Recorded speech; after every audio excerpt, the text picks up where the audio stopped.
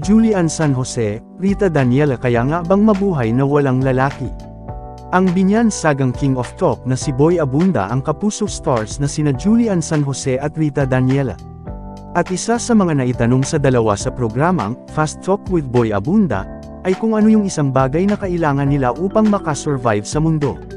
Para naman kay Rita, love, kasi diba kahit saang lupalop ka mapunta, singing man yan o di ka man kumanta, normal na trabaho, kapag may love sa ginagawa mo magtatagal ka. Dahil sa naging sagot ni Rita ay biglang naitanong ni Tito Boy kung kaya ba nilang mabuhay na walang lalaki.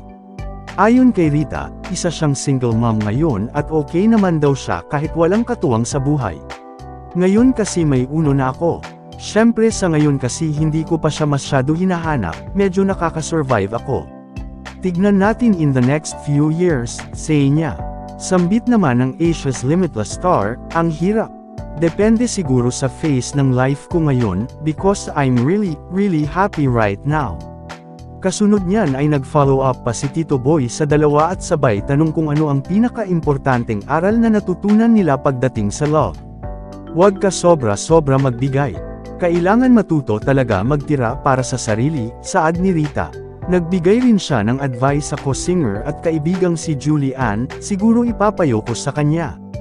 Ano na lang, mas sigurado pa sa mga gagawin, kumbaga kung natest mo na, konti pa. Pagbabahagi naman ni Julian, mahalin mo ng lubusan yung sarili mo para makapagmahal ka ng iba pa. Sa ngayon ay karelasyon ni Julian ang actor-dancer na si Raver Cruz, habang si Rita ay kumpirmadong hiwalay sa non-showbiz partner at ama ng kanyang anak.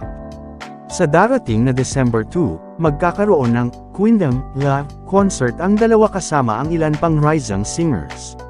Mr. Kasagpa here, updated na sa showbiz happenings, isubscribe muna yan for more news updates.